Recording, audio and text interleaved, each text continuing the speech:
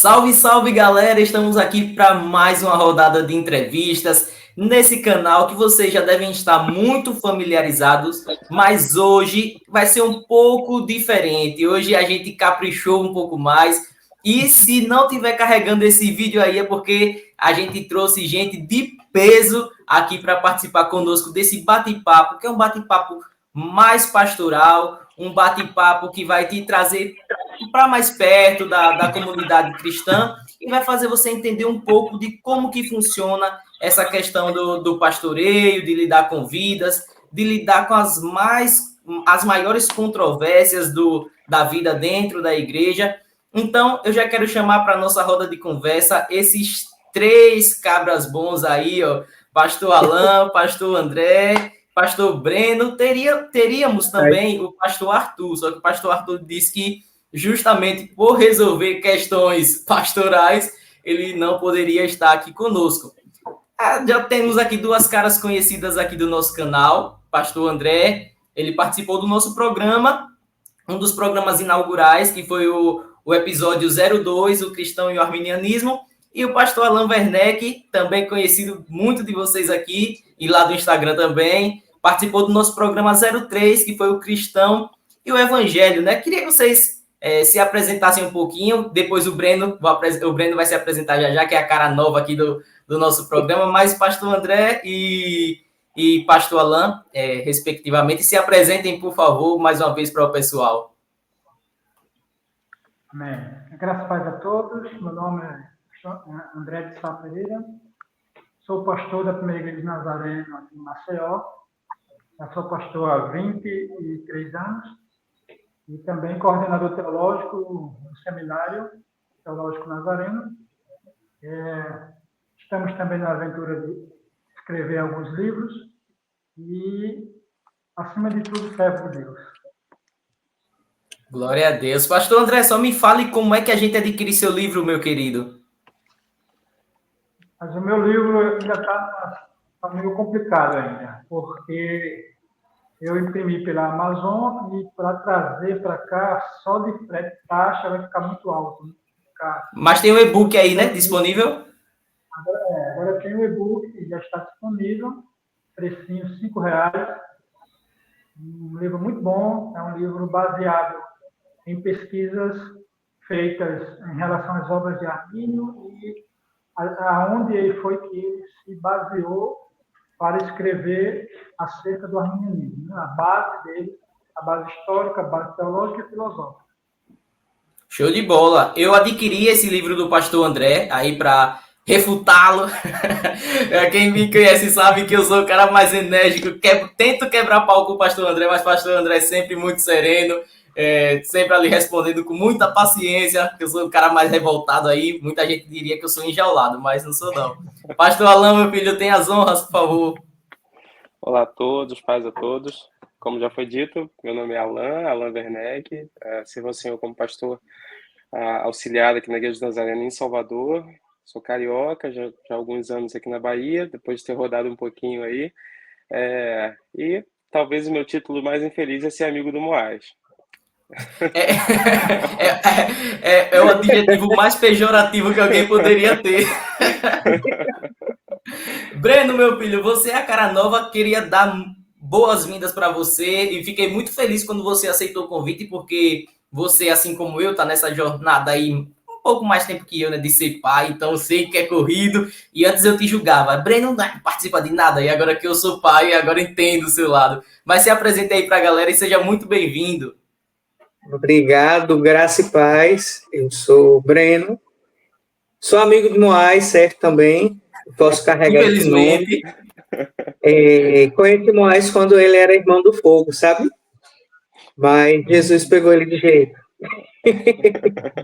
Eu sou pastor auxiliar ali na Igreja Templo dos Anjos, no bairro industrial lá em Aracaju, e sou pai. E antes, eu tenho o costume de dizer assim, que antes de ser pastor de igreja, eu me tornei um pastor familiar, né? Que é uma responsabilidade muito grande também. E, Moás, você não viu nada, meu filho, você só está engatinhando ainda, sabe? Aí eu lembro do que Paulo ensina, né? Eu preciso que vocês se alimentem com uma comida que ainda não é sólida para vocês se acostumarem e irem crescendo. Então, meu filho, bem-vindo à caminhada de pai, viu? Você vai ver ainda muito mais coisa. Boa é que eu tô recheado aqui de pais muito experientes. Cara, eu vou levantar aqui algumas questões que eu imagino também que seja dúvida assim do povão para vocês pastores. E aí acho que seria legal a gente pode ficar nessa sequência mesmo, Breno, pastor André e pastor Alan, respectivamente. Mas a primeira questão que eu queria levantar é a respeito do que vocês acham sobre a liturgia do culto, né? A gente sabe que tem várias igrejas que têm a cara do seu pastor, outras uma doutrina um pouco mais tradicional, outras um tanto mais pentecostal, digamos assim. Breno já ficou nervoso aí, a gente sabe, né? Já quer correr, né, Breno? Não derruba a live, não. Nada! Eu gosto dessas coisas. Eu queria saber o que é que vocês acham da importância da liturgia no culto, se realmente é algo relevante ou se realmente pode ficar aberto para as várias, como é que eu posso dizer? As várias expressões dentro ali do ambiente de culto. O que é que você acha, Breno? Assim, por criação, eu tenho uma criação cristã muito eclética. No sentido de que, foi mal aí, viu? Perdão, deixa eu colocar aqui que fica mais fácil para eu falar com vocês. No sentido de que eu já participei de igreja tradicional quando era criança, eu já participei de igreja mais avivada, então, cada igreja tem a sua liturgia, cada igreja tem a sua identidade, sabe? Por mais que, vou pegar os pastores como exemplo, por mais que eles sirvam a Cristo no mesmo corpo, na igreja Nazareno, e por si só já tem uma identidade definida, cada igreja vai ter sua particularidade, entendeu?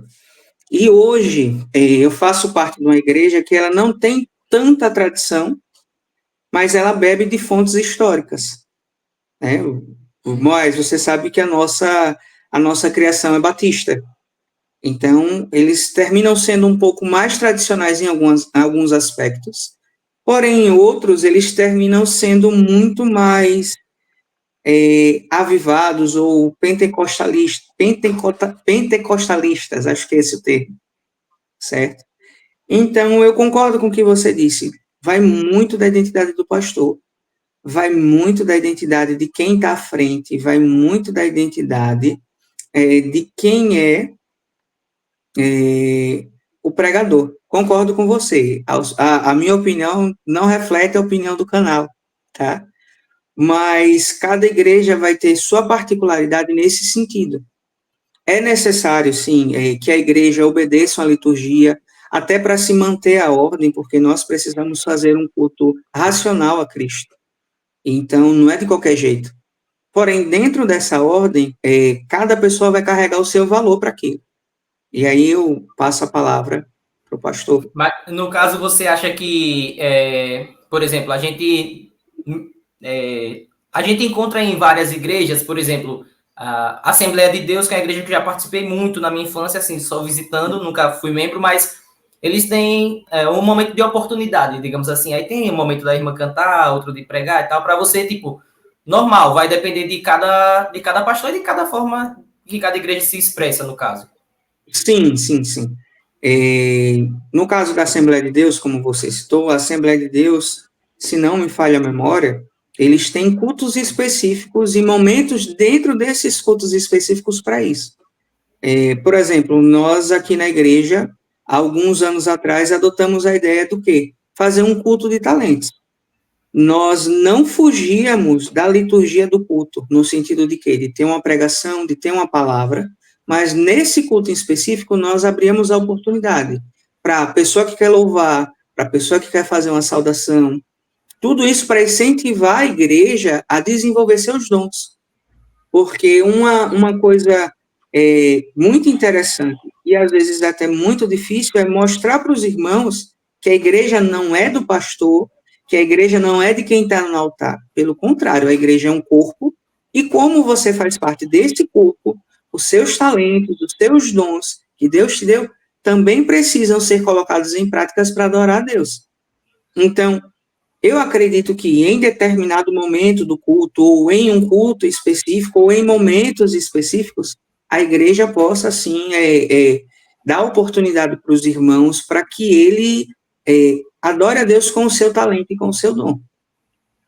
Show de bola. Pastor André, o senhor acredita que, como o pastor Breno aí falou, que talvez a participação dos membros, né, de fato, talvez a pessoa se sinta mais acolhida, ela participando do culto, assim. Você acha que é viável, assim, ela mostrar seus talentos em momentos específicos do culto? E como que o senhor enxerga a liturgia do culto, se é algo essencial ou se é algo mais secundário?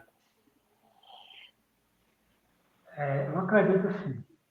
A gente precisa definir que é liturgia e para que serve a liturgia, e separar bem a questão da liturgia, adoração e a questão de oportunidades para membros.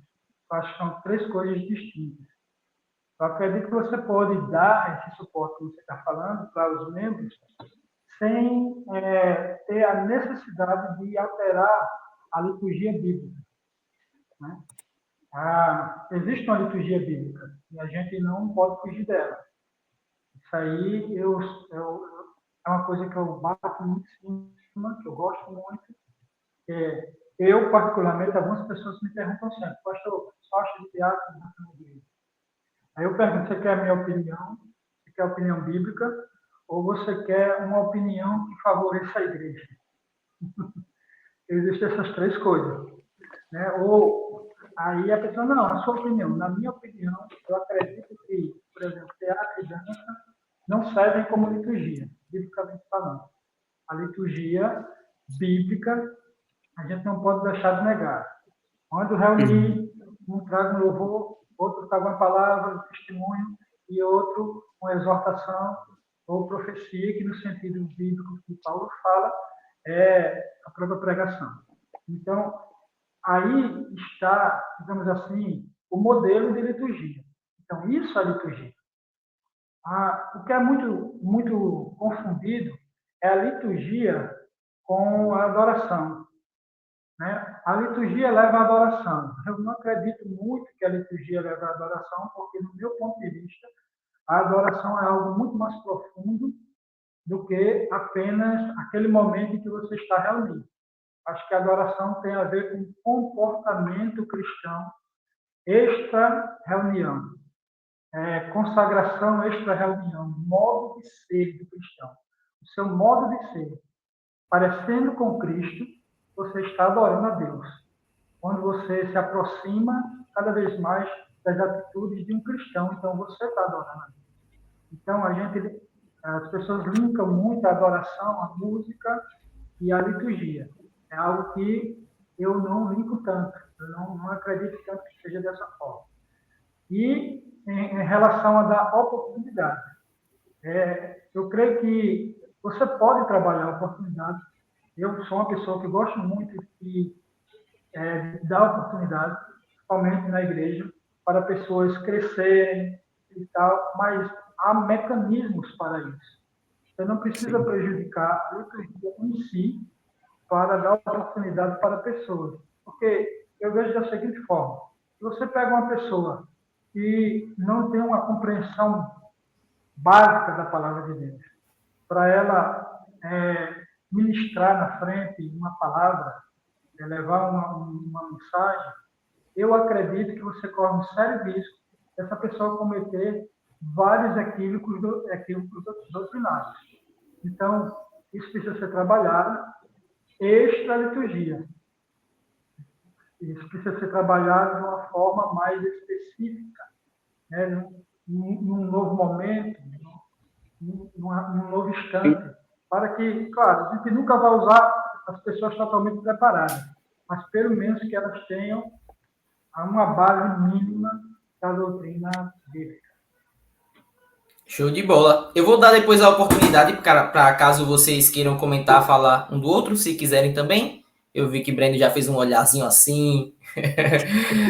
Pastor Alan, como é que você enxerga essa questão das três respostas que o pastor André colocou, né, na mesa? Se você concorda com isso, seria, pelo que ele falou aí, seria uma resposta que fosse melhor para a igreja, uma bíblica ou a opinião do do próprio pastor e aproveita, já engaja aí o que é que você acha da importância da liturgia para os nossos dias. Eu sou um pouco taxativo em relação a isso. Eu acho que Deus ele deixou um modelo de culto, tanto no Velho Testamento quanto no Novo. No Velho Testamento, com muitas especificidades, né, ali até de como devia ser a roupa do sacerdote, tudo. No Novo Testamento, não tão rigoroso assim, mas quando Paulo vai tá dando as diretrizes ali para Timóteo, ele diz como Timóteo deve organizar o culto, com a leitura pública da palavra, com a oração, com o cantar de hinos. Então, eu acho que o culto ele deve seguir uma base bíblica, eu acredito que ele não pode fugir a isso, mas em relação à adaptabilidade da cultura do pastor, da cultura do local, eu acho que há espaço para isso, desde que não fuja os elementos centrais do culto, oração pública, o canto congregacional, a exposição da palavra, os sacramentos, na ceia do Senhor, o batismo, que Agostinho já diria que é a palavra visual, né? Quando você vê a palavra no batismo e na Santa Ceia. Então, eu acho que esses elementos não podem estar fora do culto bíblico, e todo elemento que foge a esses elementos que o Novo Testamento traz como diretrizes deve ser olhado com bastante cautela, né? A gente tem visto hoje cultos que são recheados de outros elementos, como dança, teatro, enfim, outras coisas que, ao meu ver, não fazem parte do culto bíblico. Eu acho que você pode ter um momento específico para isso, não sei, algum evento, talvez uma EBD ali, onde você possa trazer essas coisas, mas acredito que no culto público não haja espaço. Essa é uma visão minha. Mas por qual motivo você acha assim? Porque a Bíblia já regulamenta isso ou porque é um ambiente mais, sei lá, talvez mais ortodoxo, algo assim? Não, eu acho que a Bíblia regulamenta isso, né? Eu acho que a Bíblia dá as diretrizes para o que deve ter no culto bíblico, e eu acho que cada um tem o seu espaço ali. O canto congregacional, ele tem uma função, a leitura da palavra, ela tem uma função, a pregação, a exposição da palavra, ela tem uma função, e os sacramentos também. Qual é a função do teatro? Qual é a função da dança? A gente não encontra biblicamente função para isso. Aí você pode falar, mas a gente vê dança na Bíblia, mas nunca em culto, nunca dentro do templo, nunca em ambiente de culto. Paulo, ele vivia ali no berço da cultura mundial, os gregos eram expert em teatro, e você nunca vê Paulo falando sobre teatro, ou usando isso na liturgia. Então, eu acho que, ao meu ver, não se encaixa. Show de bola. Eu tenho outro tema aqui. Vocês vão querer comentar alguma coisa da fala um do outro? Não. Tá de boa. Tá tranquilo? Cara, esse tema foi light. Mas o que mais me pega, assim, hoje em dia, o Breno é polêmico desde cedo. Você quer comentar, Breno? Quero. Vai Eu lá. concordo com ambas as opiniões, porque aí talvez eu entre na questão da cultura, certo? Não sei se Moai já contou como era a infância dele quando ele veio para Cristo, né? Nós tivemos a mesma criação, né? Podres. Vou soltar seus podres. Mas assim, tá aí Moais que não vai me deixar mentir, tá? Nós viemos de uma geração que nós aprendemos a adorar Cristo com sinceridade, num sentido de que, dentro da liturgia do culto que nós participávamos, nós não fugíamos desses pilares. Havia leitura bíblica, publicamente, havia oração, nós não fugíamos disso. E, paralelo a isso, que aí eu concordo com o pastor André, que precisa ser paralelo, é uma necessidade da igreja, havia o ensino, por exemplo, de teatro, havia o ensino de dança, havia algo que é mais recente que nós também não vemos na Bíblia, técnicas evangelísticas, sabe? Então, assim, nós crescemos nesse meio E nós vimos pessoas que, desse meio, hoje são ministros de louvor, são pastores, hoje propagam o reino de Deus fora do nosso estado, entendeu? Por que eu estou trazendo isso à mesa, ao debate? O principal, eu acredito que, além da liturgia, precisa ser a palavra de Cristo. E a ferramenta principal para isso é a própria palavra. O que eu vejo, e talvez vocês discordem desse ponto de vista, mas é só um ponto de vista, tá? Não estou dizendo que é o certo ou que é o errado. Há pessoas que foram alcançadas por Cristo através de alguém dançando, há pessoas que foram alcançadas por Cristo através de um teatro, e a igreja, ela precisa propagar Cristo. Mas, a partir do momento que a igreja foge da liturgia que a própria Bíblia ensina, como é a palavra?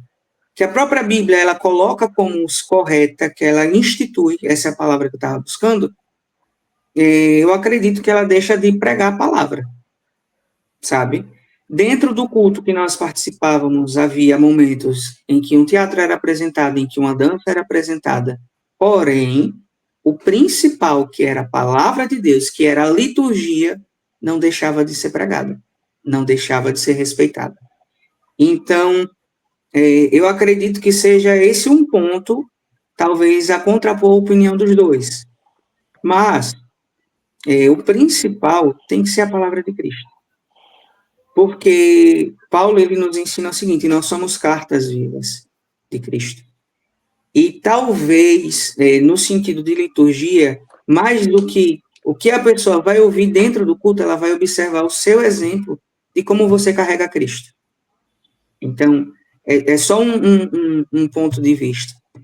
Depois, pastor André e pastor Alain, se vocês quiserem, converse com o Moaz, que Moaz tem muito podre assim, sabe, para contar.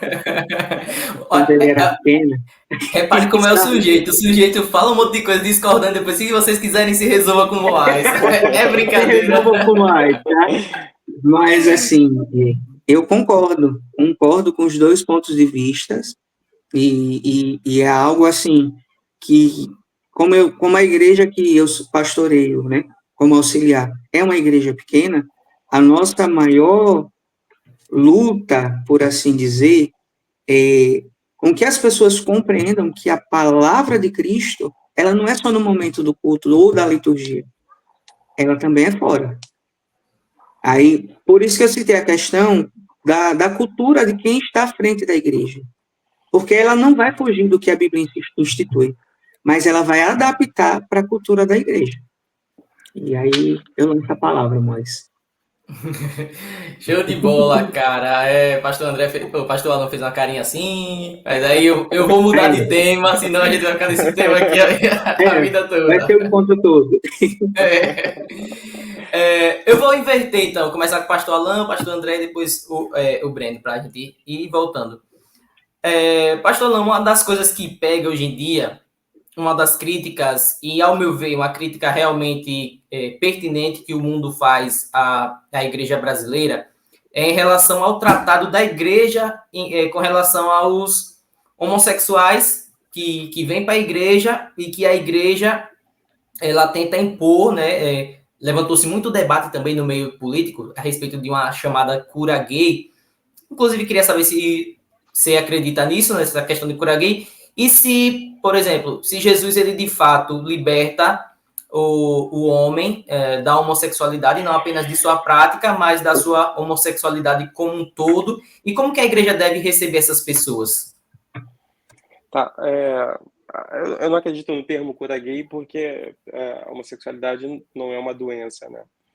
Mas a igreja, ao longo do tempo, sempre lidou com a homossexualidade, né? Paulo vivia num contexto, e quando ele vai pregar os coríntios, e quando ele vai pregar os romanos, onde a homossexualidade, ainda mais falando dos gregos e dos romanos, era algo aceitável, e o sexo entre homens, inclusive, era considerado mais limpo do que o sexo entre homem e mulher, né? Então, os homens, os imperadores, eles tinham seus escravos sexuais ali, os homens, eles tinham esses costumes, E não era algo que estava fora da realidade da igreja também, que nascia naquele tempo. Tanto que a gente vê o caso lá bem antes, lá em Sodoma e Gomorra, quando os caras queriam estuprar até os anjos. Então não era algo que era distante, a homossexualidade não é algo novo nesse contexto. Começando do fim para o começo, primeiro, Jesus Cristo, Deus, ele pode libertar o homem, e liberta o homem em todas as esferas, se assim for a vontade dele. Como pode não libertar o homem dos desejos homossexuais, e a pessoa vai ter que viver ali convivendo com os desejos e lutando contra o pecado da homossexualidade, assim como o heterossexual, ele convive com os desejos da sua heterossexualidade e luta contra aqueles desejos para manter a castidade até o seu casamento, ou os que não casam até o fim da vida. A igreja deve tratar os homossexuais como trata qualquer outro pecador, em amor, com paciência, com a demonstração, com a exortação, com cuidado.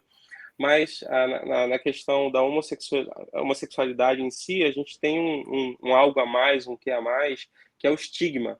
A sociedade, ela coloca um peso muito grande nos homossexuais.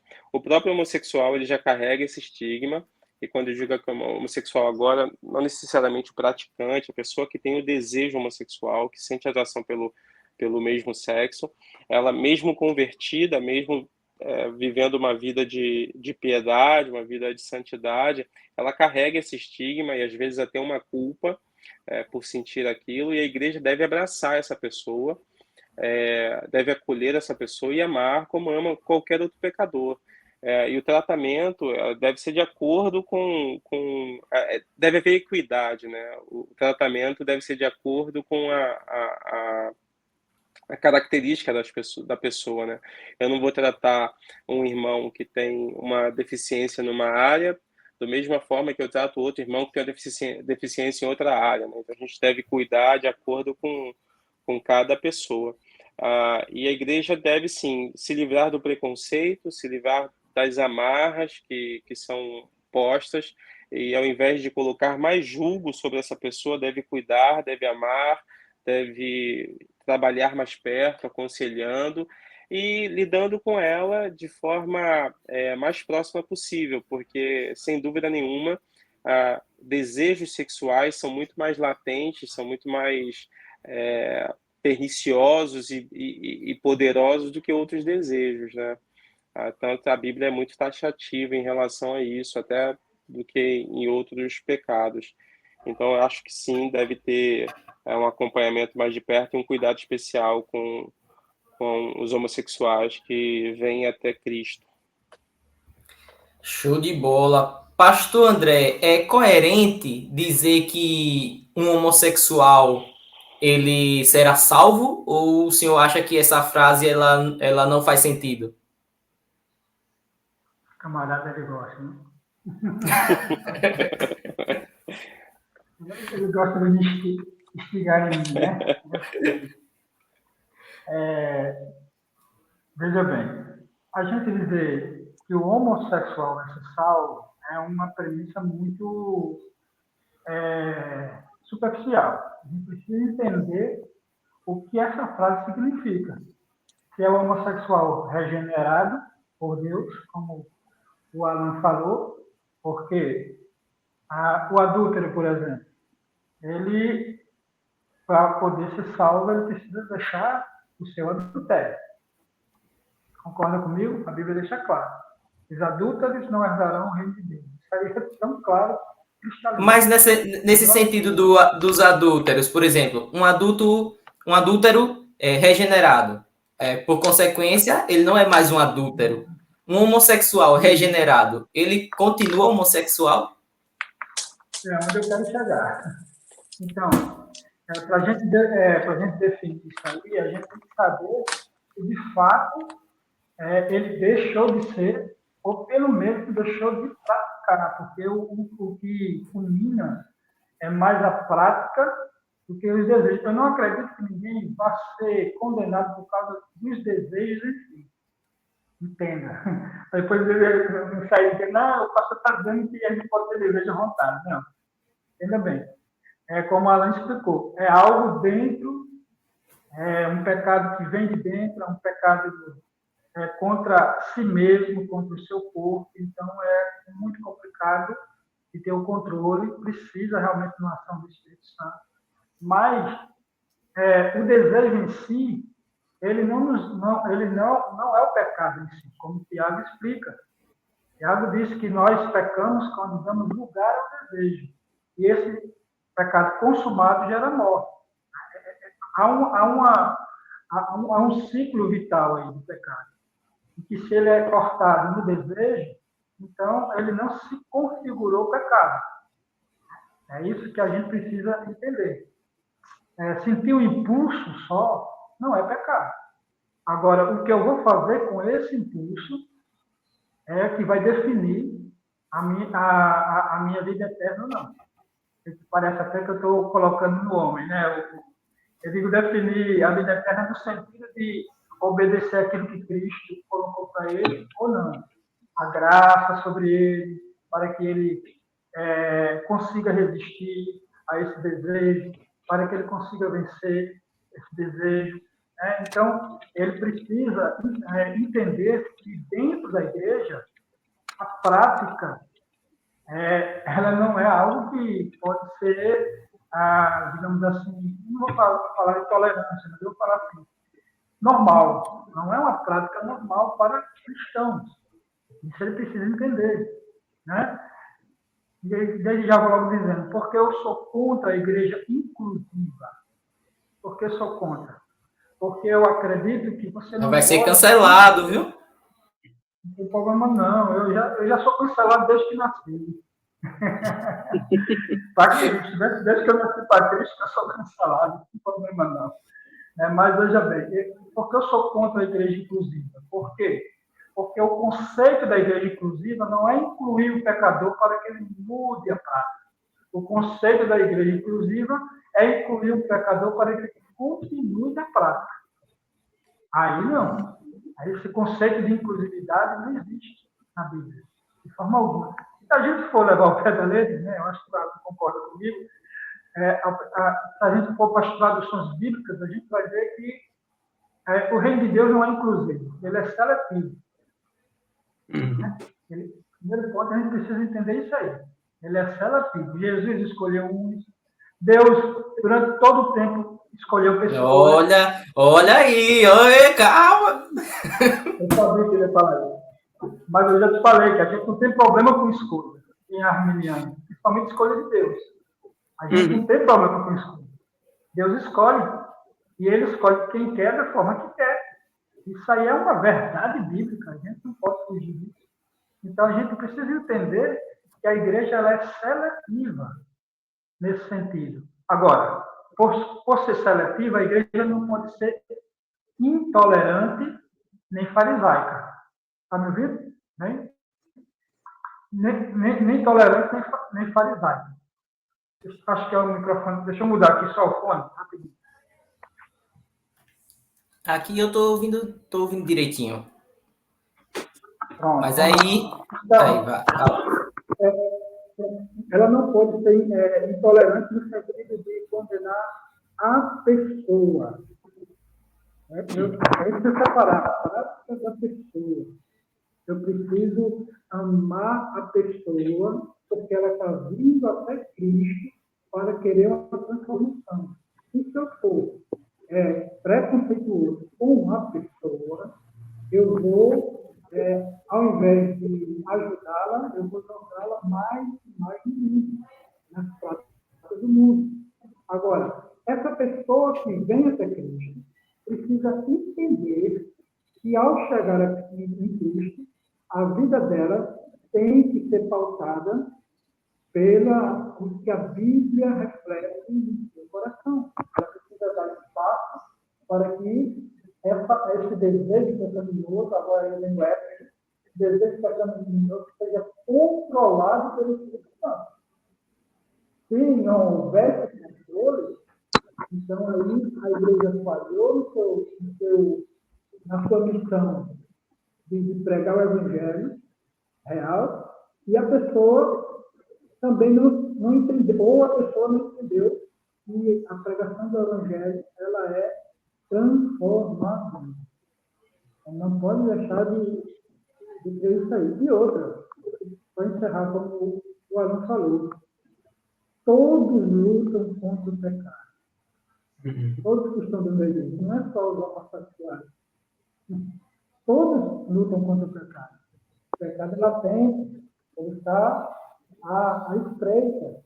Então, se não é o pecado do homossexualismo, é o pecado da inveja que a maioria dos cristãos tem, ninguém confessa.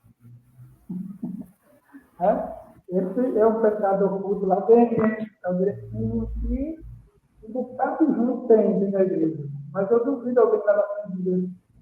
Eu queria pedir perdão ao meu irmão que eu invejei o carro dele. Eu tive inveja da vida dele, da esposa dele, dos filhos dele. Por quê? É um pecado muito vergonhoso. Está sempre de coração.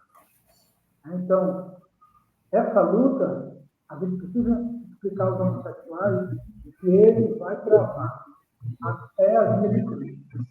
Se não for vontade de Deus, como a Ana falou, e libertá-lo de vez, porque conheço muitos que foram libertos de vez por Jesus. Também. Mas se não for, meu irmão, brigue até vencer. Perfeito. Me parece, e aí vocês podem me corrigir se não for isso, me parece que o consenso entre pastor Alan e pastor André foi de que existe um pecado na prática homossexual, mas que a pessoa ter o impulso homossexual em si não é pecaminoso. E aí, se não for isso, depois eu vou dar a oportunidade para que vocês possam me corrigir, mas eu quero passar para o Breno dizer, Breno, como que você enxerga a igreja, a receptividade da igreja com esse pessoal, e que se você concorda com esse pensamento aí do pastor André, que de fato o impulso homossexual, ele não é por si só pecaminoso, mas a prática sim. Você acha que um homem que pensa em outro homem, ele está cometendo pecado, ou só se ele for para as vias de fato? Respondendo à primeira parte, a igreja hoje, num contexto geral, certo? E aí eu vou generalizar, muitas das vezes ela não tem o preparo adequado para receber o pessoal. Não tem. Que seria... Deixa eu ser mais claro no meu exemplo. Por exemplo, é mais fácil dentro da igreja você aceitar um adúltero do que você aceitar um homossexual, sendo que os dois estão em pecado. Entende o que eu quero dizer? Não são todas as igrejas, mas a grande maioria agem dessa forma. E isso é errado. Ponto. E infelizmente, como cristãos, muitos erram nisso. Por quê? Por se estar tão em evidência a questão do homossexualismo, principalmente dentro do nosso país, dentro da nossa cultura, e pela maneira como eles lutam e militam pela causa deles, eles não se importam se estão, muitas vezes, praticando o pecado ou não. Porque o que eles querem, na maioria das vezes, é serem aceitos. Então, eles saíram do sentido de que eles saíram do anonimato, porque o pecado, na maioria das vezes, é escondido, e eles passaram a expor. E a igreja, que muitas vezes não acolhia, não sabe lidar com isso. Então, muitas igrejas, infelizmente, não sabem lidar. Muitas igrejas, infelizmente, em vez de cuidar do pecador, eles preferem cuidar do pecado. Então, não há um ensino adequado da palavra de Deus, não há um confronto, biblicamente falando, para que a pessoa tenha conhecimento do seu pecado. A pessoa sabe que tem pecado, mas por que não muda a atitude? Então, é uma série de fatores que conjectura para isso, sabe?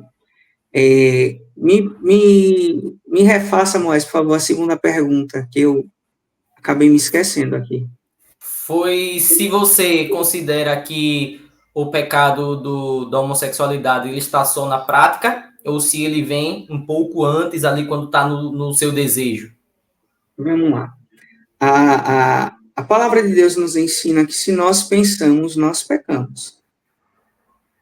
Então, se eu digo que um impulso não é pecado, minha opinião, tá? Eu entro em contradição com esse versículo bíblico. Porque aí eu vou abrir margem para dizer assim, poxa, eu tenho desejo de roubar, mas eu não fiz a prática, mas o desejo está dentro do meu coração. E uma música que a gente ensina para criança, e eu acredito mais que você vai ensinar para Noah, que diz assim, a boca fala aquilo do que o coração está cheio. Tá cheio. Se o seu coração está cheio de lascívia, você vai fazer o quê? Vai praticar o quê? Mas se eu pensar em coração... roubar e eu não roubar, eu pequei, no caso? Sim, sim. Isso é bíblico. Se eu penso na mulher do próximo, mesmo que eu não tenha praticado nada, mesmo que eu não tenha praticado o ato sexual, eu já pequei porque eu pensei. E aí, se impulso não é um pecado, então, meu irmão, eu não pequei meu mundo de vezes, entendeu? Do coração do homem procede o seu desejo. Se o impulso não vem do coração, ele vem da onde? Esse é o meu questionamento. Então, muitas das vezes, o impulso, ele pode ser tratado? Pode. À luz da palavra? Sim, ele pode. Agora, o que a palavra diz sobre o pecado? Meu irmão, seu pecado tem perdão? Tem. O que você precisa fazer diante de Cristo para alcançar esse perdão? Eu achei muito pertinente e interessante a pergunta que você fez, se o homossexual ele pode ser salvo. E aí eu concordo com o que o pastor disse. Esse homossexual, ele é regenerado? Vou abranger, esse adúltero que está dentro da igreja aí, escondido, achando que ninguém vê, mas Deus vê e sabe de tudo. Ele se arrependeu, abandonou suas práticas? Agora, saindo desse contexto, mas é interessante a história de Paulo, porque Paulo, para ele começar a pregar a palavra de Deus, depois que ele aceitou a Cristo, se não me falha a memória, foram 13 ou 14 anos para ele ser aceito no meio cristão. Ele aceita Jesus, ele tem um encontro com Cristo, né, na verdade, ele cai do cavalo, fica cego, o profeta vai até ele, ora por ele para ele ser curado, mas ele não é aceito. E Atos faz uma menção interessante. Eu não me recordo do tempo exato, mas se eu não me engano foram 13 ou 14 anos para Paulo começar o ministério dele dentro da igreja. Paulo, de imediato, ele não deixou a fama dele de assassino. Paulo, de imediato, ele não deixou a fama dele de sanguinário. Mas por que é que nós citamos Santo Paulo? Porque a vida dele transpareceu aquilo que Cristo queria. Ele recebeu perdão e ele mudou as atitudes dele. Então, não é só uma questão, eu acredito que não é só uma questão, cara, de você entender que você está em pecado, mas é de você mudar as suas atitudes e as suas escolhas de vida. Essa é a minha opinião. Show de bola. Olha, aqui tá com muita muriçoca, mas eu tenho certeza que não é por isso que pastor Alan tá se coçando. Fale aí, pastor Alan, o que é que você quer falar?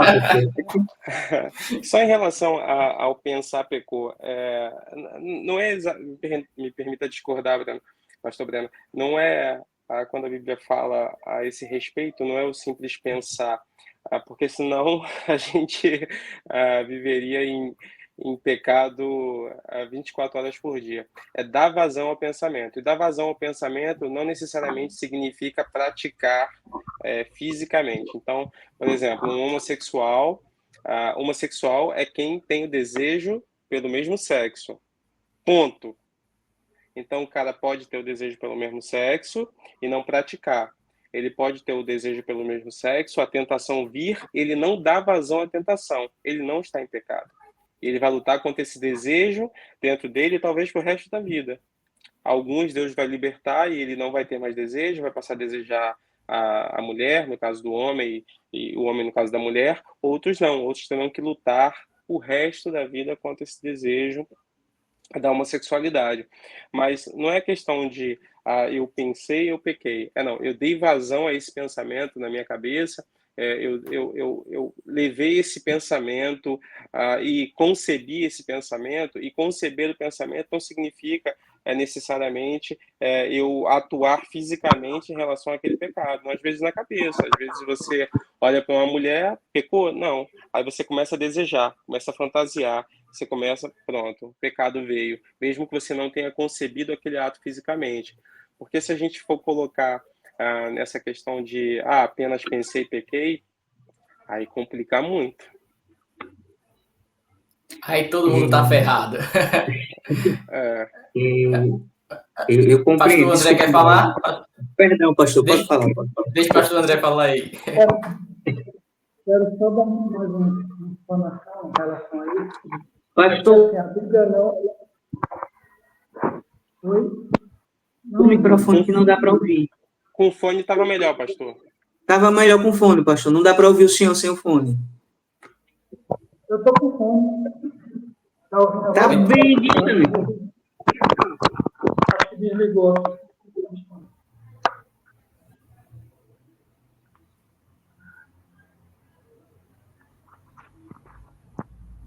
E agora? Agora Bem sim. melhor. Melhorou. Sim, senhor. Então, Em relação a Bíblia, ela não tem. Primeiro, vamos deixar claro algo aqui: a Bíblia não tem nenhum verso que deixa claro esse pecado por pensamento. Como o Alan explicou, é pecado da maquinação, é diferente do pecado do pensamento.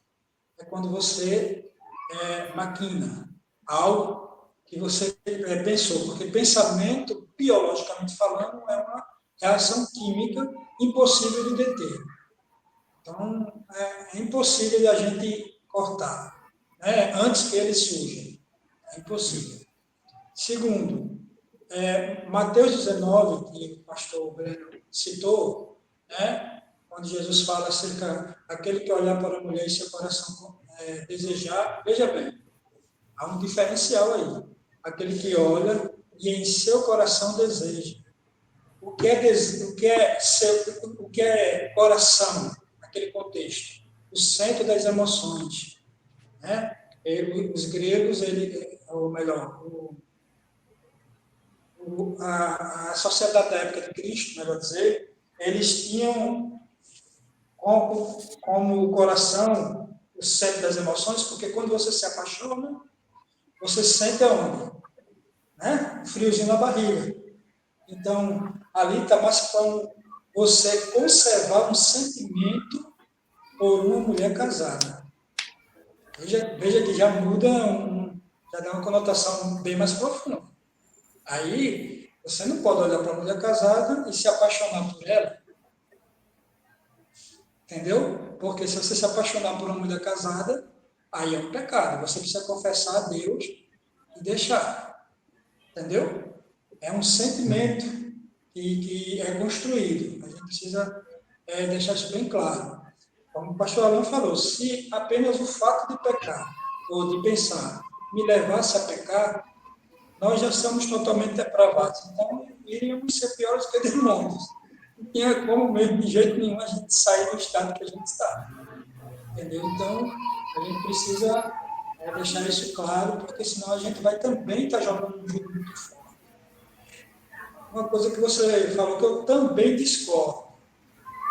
A igreja é mais tolerante com o adultério do que com o homossexualismo.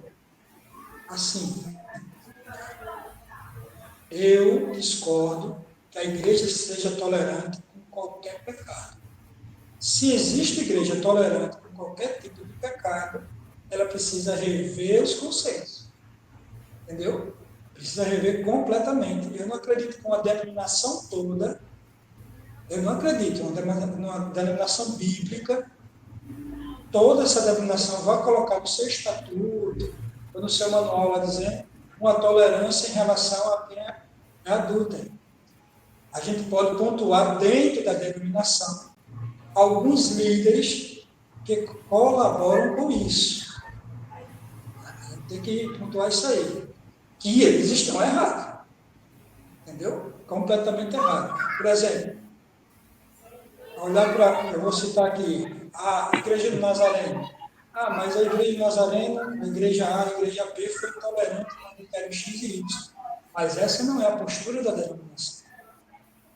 De forma alguma. É a liderança da Igreja A ou Igreja Y que foi tolerante com aquilo ali. Entendeu? Com aquele ato.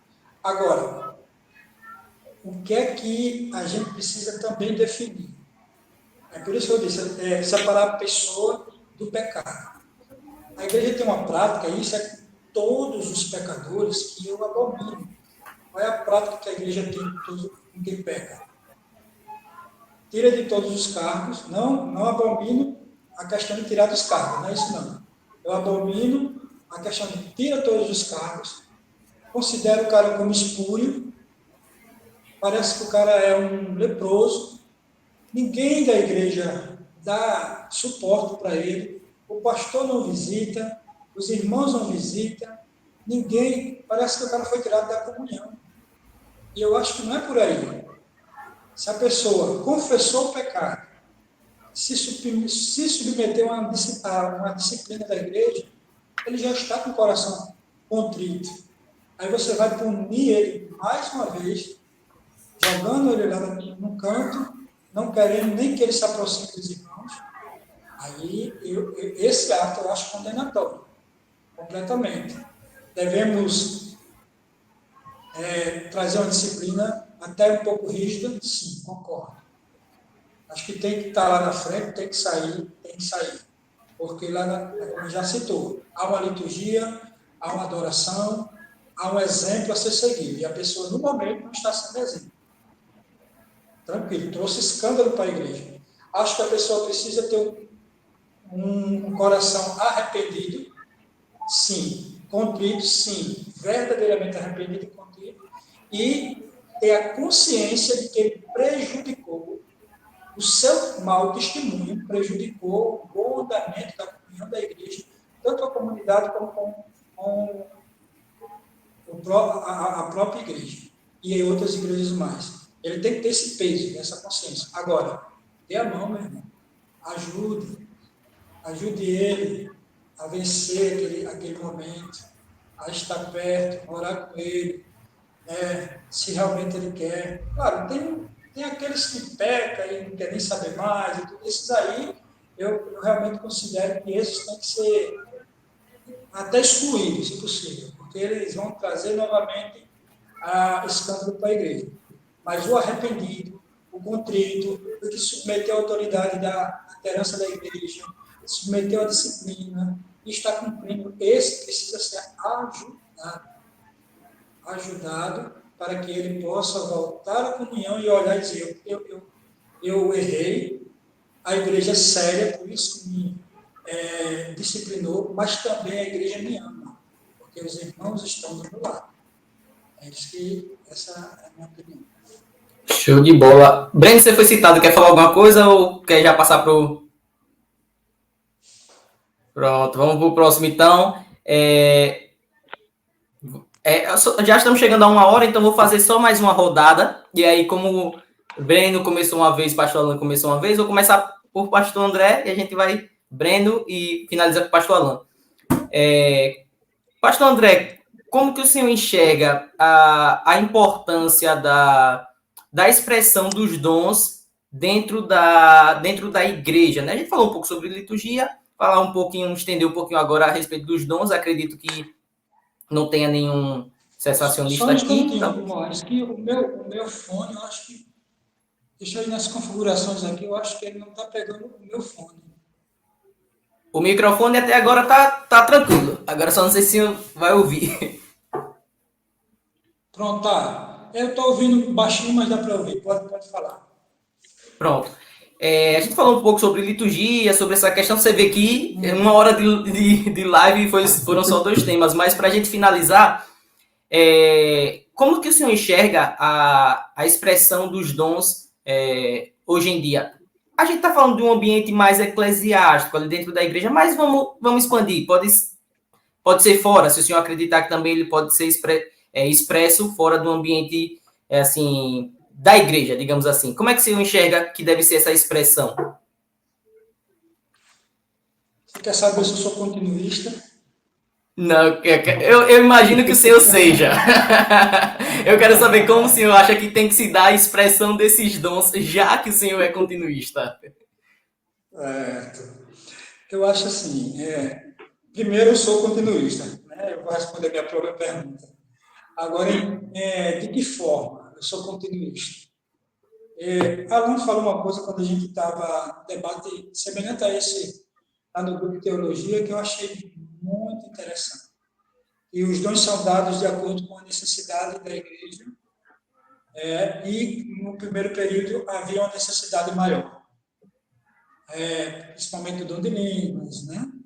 Que era o dom, que é o dom de idiomas naquele contexto, o dom de cura e tal. Eu acredito dessa maneira. Eu acho que o dom ele é dado de acordo com a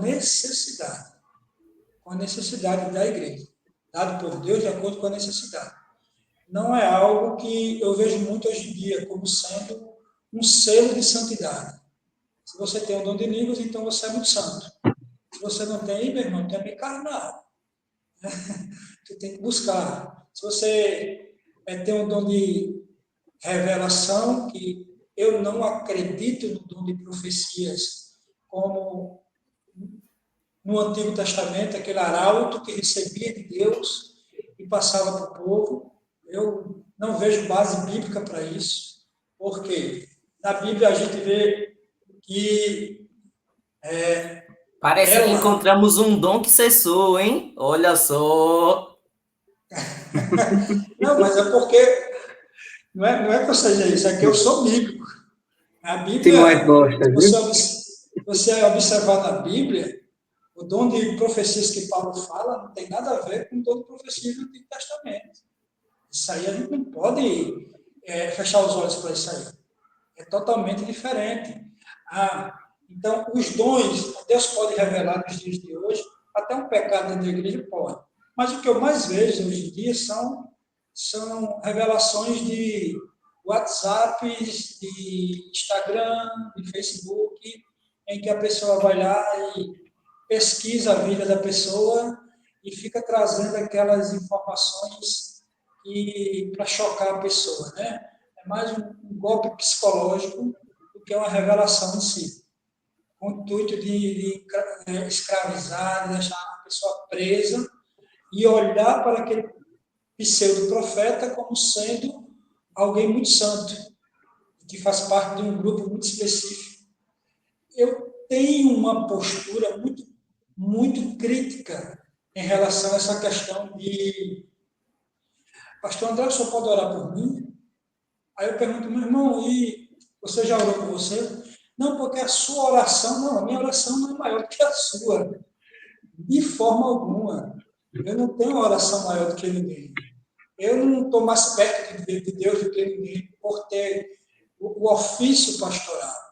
Né? De forma alguma.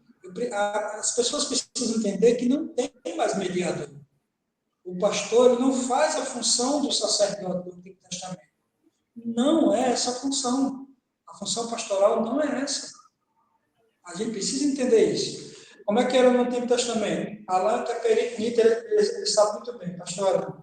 Né? Então, no Antigo Testamento, o povo levava os seus pedidos para o sacerdote através de sacrifícios, né, de animais, e esse sacerdote entrava no Santo dos Santos, mediando aquele pedido para Deus. Quando Jesus morreu, o véu do templo rasgou de alto a baixo. Quando o véu do templo rasgou de alto a baixo, o que é que significa aquilo ali? Que simbolismo é aquele? Todos têm acesso a Deus, ao Santíssimo Lugar. Porque o Santíssimo Lugar agora não é mais uma posição, não está no tabernáculo. O que é que Cristo disse? Quando a mulher samaritana chegou para ele e disse, onde é que eu devo adorar? Aqui em Samaria ou em Jerusalém, porque eles ainda tinham aquela questão de adorar apenas, de orar apenas no templo, de adorar apenas no templo. E Jesus disse, olha, nem aqui nem em Jerusalém, porque É a hora, e agora é, que os verdadeiros adoradores adorarão o Pai em espírito e em verdade. Então, o acesso a Deus passou um posicionamento de um local, o Santíssimo Lugar saiu de um local, e agora é um estado. Estado. Que estado é esse? Estado de contrição. Cristo deixou bem claro quando o fariseu e o publicano estavam orando. O fariseu de pé e o publicano de joelho. E quem foi justificado? O estado de humildade do publicano fez ele ser justificado perante Deus. Então, esse ponto é fundamental para a gente entender a questão dos dons, porque os dons são para a edificação da igreja, conforme a igreja vai tendo necessidade de ter esses dons. E alguns dizem, mas os dons são 9 dons. A Bíblia relata que são 9, mas hoje em dia tem um dom, existe um dom que a Bíblia não relatou, não está na Bíblia, que é as pessoas que trabalham com a mídia da igreja. É um dom. Eu mesmo não sei. Pegar aquele negócio do Instagram, não sei o que, e ajeitar, não sei fazer aquilo. Então, a pessoa trabalha para divulgar o trabalho da igreja, para divulgar as mensagens, para divulgar. É um dom. Então, o dom é para a igreja. O dom não é para mim. Não é para o pastor André. Não é para os meus colegas ao meu redor perceberem que eu tenho, estou mais perto de Deus vivo, etc. Eu classifico a gente usar os dons na necessidade, conforme a necessidade. E aí entra até a questão, estou falando demais, né? Mas só pensar. E aí entra até a questão, por que os dons do primeiro século da igreja eram mais evidentes e agora são menos evidentes? Poxa, porque agora nós temos a Bíblia formada. Antes a Bíblia nem formada era. A gente tem aonde ir, é a palavra, para nos conduzir, para nos basear. E, além do mais, tem a questão cultural, a questão a tecnologia da própria medicina que avançou, tem uma série de fatores. Show de bola. Aí uma mini aula aí do pastor André, gênio, sabe demais. Mas, Breno, diante disso tudo que o pastor André falou, deixou evidente assim, a respeito da necessidade da igreja de ter esses dons, mas me parece que os dons eles estão ali nivelados, mas existe um dom maior, que no caso seria o dom de línguas, porque afinal de contas, muita gente diz que ele é o único dom, que no caso ele só pode ser exercido depois de um batismo com o Espírito Santo. Você enxerga dessa maneira ou você enxerga de uma outra forma? Rapaz, você pegou pesado comigo agora, viu? Pastor, eu gostei da aula, viu? Muito obrigado. Apesar de uma criação muito voltada para a evidência dos dons, eu me tornei, vou usar esse termo, me tornei mais tradicional, conforme eu fui estudando a palavra de Deus, sabe? Eu concordo com o que o pastor disse. Os dons, eles vão surgir da necessidade da igreja. Eles são para a igreja. O problema é que muitos evidenciam demais o dom de línguas. E aí a gente ouve esses absurdos, né? Você só pode ser um bom pastor se você falar em línguas, ou você só pode ser um bom obreiro se você for batizado no Espírito Santo, e isso se você falar em línguas. Mas e os outros dons? Mas, para lhe ser sincero, eu tenho o máximo de cuidado quando eu vou falar sobre dons e quando eu vou conversar sobre dons, porque muitas vezes quem está recebendo não tem uma compreensão, uma maturidade para entender isso. Muitas vezes as pessoas acham que só devem buscar um dom e esquecem dos outros, entendeu? Procuram e a igreja... sempre os que são mais bonitinhos, digamos assim. Isso.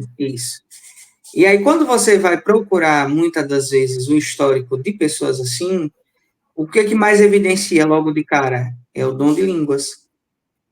Porque o dom de línguas chama atenção, porque o dom de línguas para o culto naquele momento. Só que é raso, entendeu? Torna-se uma coisa rasa. Porque não é só ele. E a igreja precisa buscar. E algo que o pastor falou, que chama bastante a minha atenção, eu acredito nos dons, eu acredito que eles continuam hoje. Só que muitas das vezes as pessoas distorcem isso, e muitas das vezes as pessoas distorcem aquilo que o Espírito Santo quer fazer através da vida dela. Entende? E infelizmente o que a gente mais vê.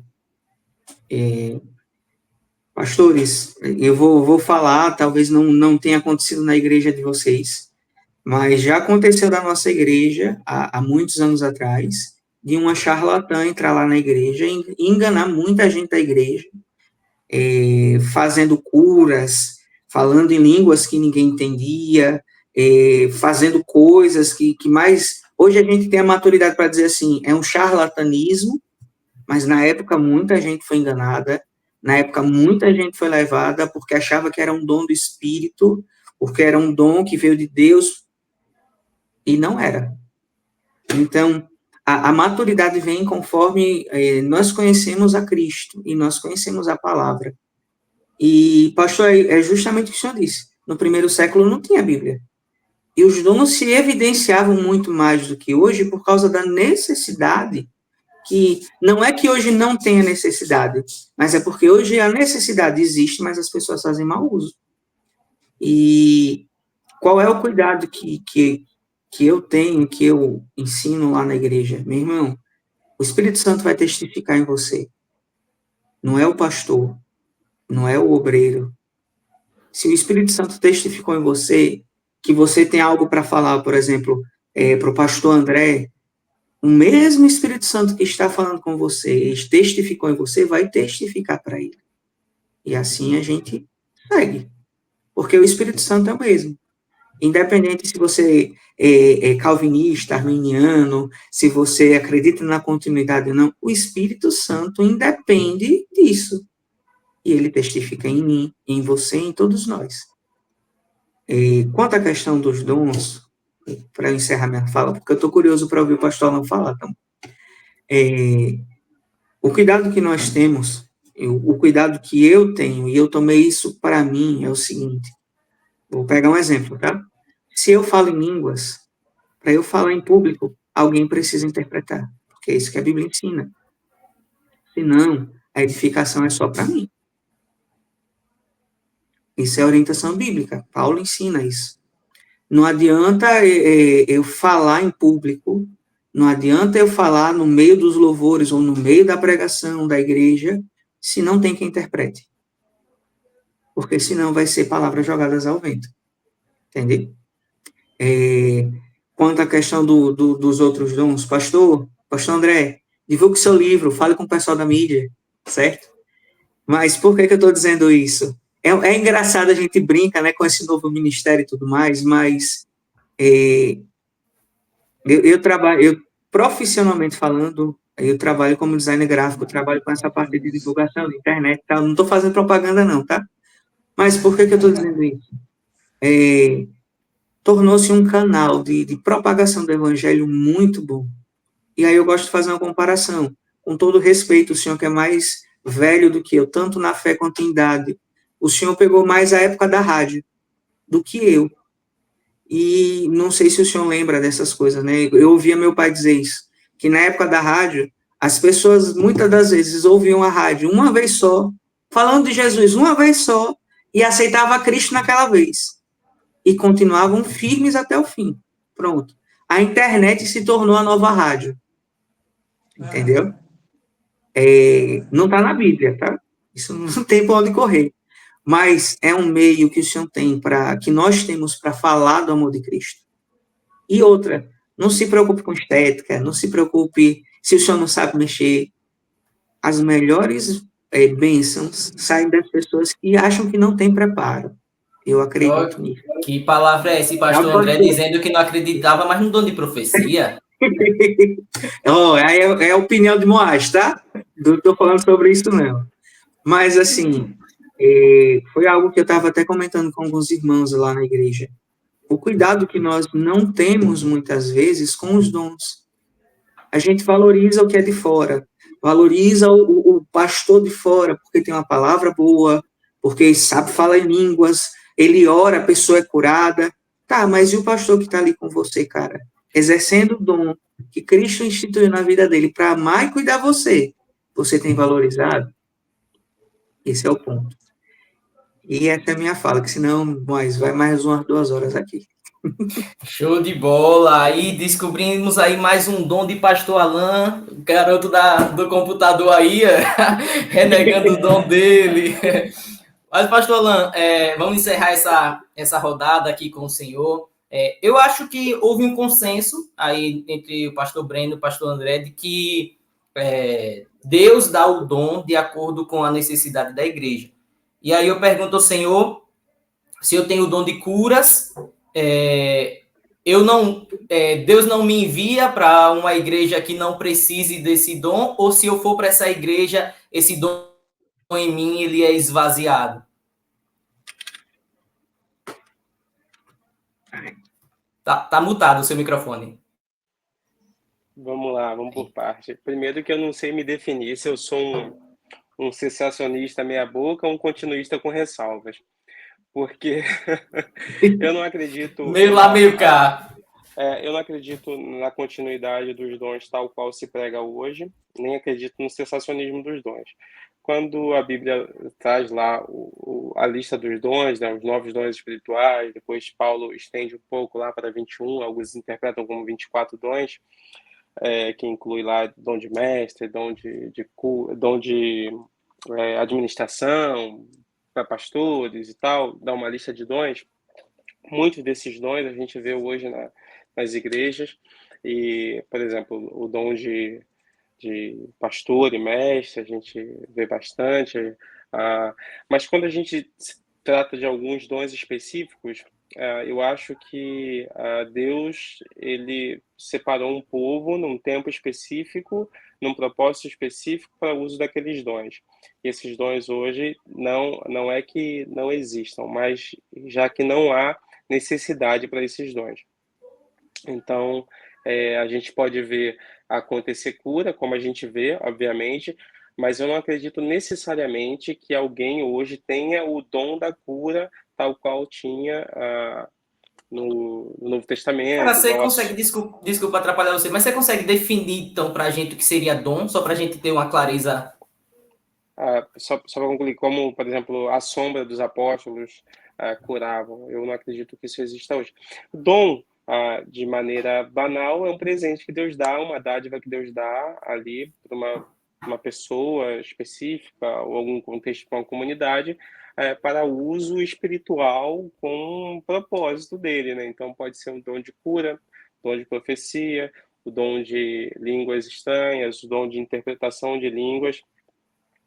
Então, eu acredito, essa é a minha visão, que alguns dons ficaram naquele tempo, como um dom específico para uma pessoa, por exemplo, dom de cura. Eu não creio, Alan, não creio hoje que alguém tenha o dom de cura. Então Deus não cura? Obviamente Deus cura. Mas hoje Deus, ele usa qualquer pessoa, a pessoa ora e se for da vontade de Deus, alguém vai ser curado, segundo a vontade dele. Diferente do dom de cura no primeiro século, lá com os apóstolos, onde até a sombra curava. Então, eu acredito nessa diferenciação, sim, de que alguns dons ficaram naquele propósito específico, naquele tempo específico. Outros dons continuaram, outros dons continuam, como o dom da profecia. Não acredito, assim como o pastor André, que hoje exista um profeta tal qual no Velho Testamento.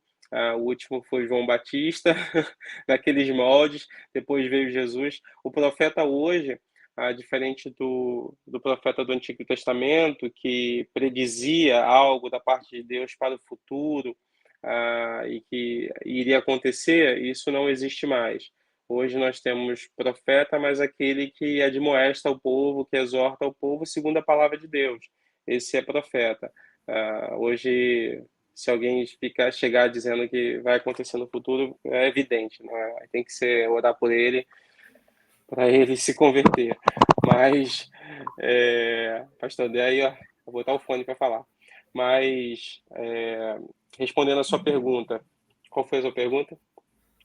Se eu tenho o dom de curas, o senhor já disse que não acredita nesse dom, mas vamos supor que seja um outro dom qualquer. E eu estou procurando uma congregação, obrigatoriamente pela presciência e não pela predestinação de Deus. eu só vou para uma igreja que Deus enxergue que exista a necessidade do meu dom lá, ou eu posso ir para qualquer igreja que, mesmo que não tenha necessidade, se não tiver, no caso, esse dom em mim ele é esvaziado, eu perco, como é que funciona isso? Então, esse é o ponto.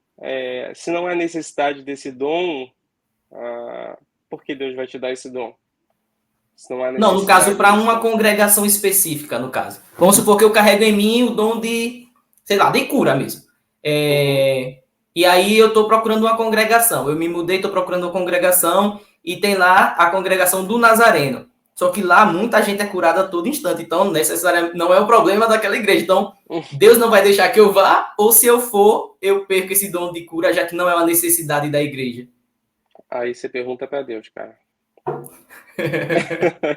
Não, então, eu não... Já percebeu, né, pastor André, que geralmente a pessoa, quando quer correr de uma... Então, rapidinho, só para passar para o pastor André. Então, é porque eu não vejo correlação bíblica de algo semelhante, né? Então, por exemplo,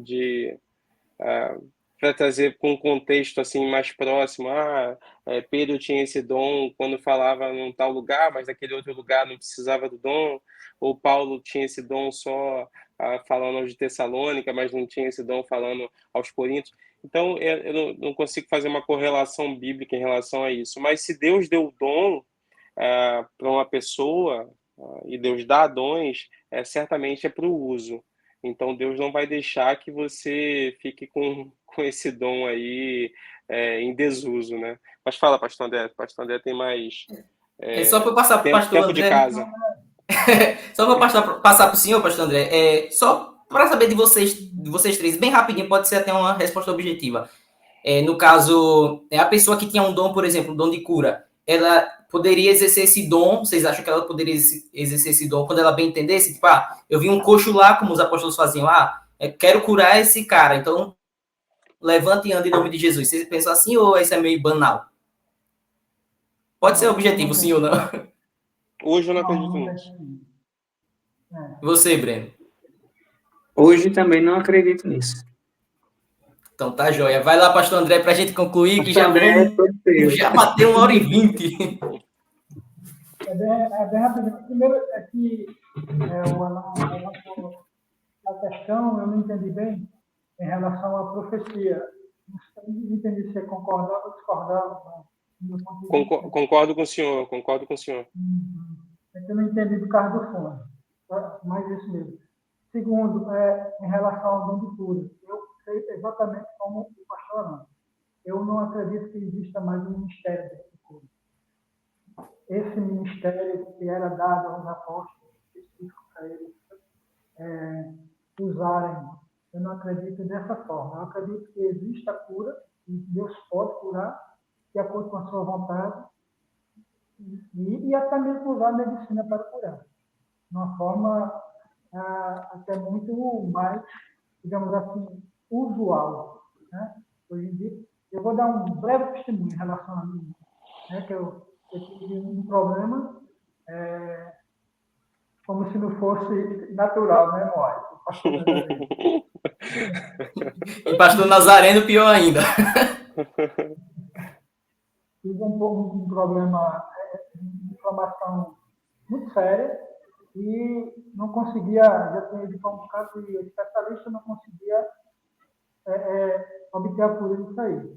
E numa farmácia, eu fui comprar outros medicamentos para o tratamento e o farmacêutico, até minha mãe disse: não, olha, porque a senhora compra esse aqui, que esse remédio aqui vai resolver o problema. E ela foi, colocou 2 vezes, eu fiquei curado pela ação daquele remédio. Ela ficou com o nome do remédio para procurar, não encontrou mais, a gente não sabe se existia e deixou de existir, ou se não existia, ou se foi entregou aquele remédio para ela, e ninguém sabe o que foi. Agora, foi uma ação de Deus em relação ao medicamento que talvez existisse, eu não sei, e curou. Então, e isso não diminui o milagre. É isso que a gente precisa entender. Milagre é milagre. Mesmo jeito. Glória a Deus. Deus ele ministra a cura através do medicamento. Deus ele ministra a cura através da sabedoria que ele dá ao médico, da inteligência que ele dá ao médico. Tá? Então, não necessariamente como no tempo dos apóstolos. Só para concluir minha fala aqui, é interessante que o apóstolo Paulo ele já falava um pouco sobre isso. E aos Coríntios ele vai dizer, né, que os judeus eles pedem sinais miraculosos, pedem milagres, pedem manifestações dos dons. Os gentios pedem sabedoria, mas nós pregamos Cristo crucificado. Então, o Cristo crucificado e ressurreto é sempre muito maior do que qualquer dom, qualquer manifestação. Exatamente. Gente, quero agradecer demais vocês, essa participação. Tenho certeza que quem assistiu concordou com um, discordou com o outro, e é muito legal. Eu procurava realmente algo assim, com algumas pessoas com visões diferentes, que é justamente para abrir o leque do pessoal, para o pessoal poder chegar à sua própria conclusão. Eu queria finalizar com a consideração final de você, considerações finais, mas 1 minuto literal dessa consideração final para que a gente possa encerrar. Vou começar aí com o pastor André, aí Breno, depois o pastor Alan, para a gente encerrar essa live. Okay. Primeiro, agradeço a Moai, pastor Alan, pastor Breno, e quero que estou também nessa caminhada para começar alguns estudos teológicos arminianos. O canal você pode seguir lá, canal Teologia Prática. Nós vamos estar produzindo bastante vídeo em relação à teologia arminiana. E meu livro é Livres pela Graça, que é o primeiro ponto do arminianismo. Está lá na Amazon, você pode ir lá e é só colocar Livres pela Graça, que você vai ver o e-bookzinho, R$5, e você pode baixar e refutar à vontade. Você pode ouvir. Show de bola. E se foi um ponto só, então podem aguardar aí mais 4 livros aí do pastor André, viu? Vai lá, Breno. Agradeço. Muito obrigado pelo convite. Confesso que estava nervoso, sabe? Ainda disse a Moisés assim, rapaz, você vai me botar em cocô. Ele começou a rir. Disse, não, é só uma conversa, fique tranquilo. Eu disse, rapaz, tem certeza? Tem. Só me lembre, certo? Porque eu sou esquecido. Aí ele começou a rir. Não, eu vou te lembrar aí. Então, a mãe, lembrou domingo, lembrou sábado e lembrou hoje. Muito obrigado. Pastor André, muito obrigado pelo aprendizado. Espero estar em mais debates e vou comprar seu livro para ler, porque aqui em casa um debate muito bom, é arminiano e calvinista. E pastor Alan, muito obrigado também, viu, pelos ensinos. Espero conversar mais vezes com vocês, espero forjar uma amizade boa com vocês, porque eu quero aprender com vocês também. Deus abençoe. Amém, show de bola. Breno, você é um cara especial, velho. Para mim, assim, a gente brincou com a história da nossa infância, da minha infância, né? Mas, assim, eu devo muito ao Breno, à mãe do Breno, ao falecido pai do Breno, né? Que Deus o tenha, que foram pessoas que cuidaram mesmo, me acompanharam ali no início da minha jornada cristã, e sou grato a Deus de uma forma imensa pela sua vida, e muito obrigado por aceitar, né? A ideia não era botar ninguém mas você quis discordar do pessoal, cara. Você quer ser sempre polêmico. Vai lá, pastor Alan. Agradeço mais uma vez, né, o convite, é sempre um prazer, apesar disso acabar com a fama que eu já tenho, né? Ser amigo de Moais me traz muitos prejuízos. Brincadeiras à parte, eu não escrevo livros, nem tenho dons como os nossos queridos irmãos aqui, eu sou um pouco mais discreto nas redes sociais, mas é sempre um prazer estar com vocês, falando sobre a Bíblia. Eu sou meio passional quando o assunto é teologia e Bíblia, então me perdoe os excessos, mas estarei aqui sempre que convidado, eu acho. Cara, valeu mesmo. E você é um amigo que Deus me deu. E aí, vamos botar assim, você aí, no momento que eu descobri que ia ser pai, você foi o cara que realmente chegou junto, e louvo a Deus imensamente pela sua vida. Peço só que vocês três não saiam agora, que eu vou me despedir do pessoal e já volto para me despedir também de vocês no off.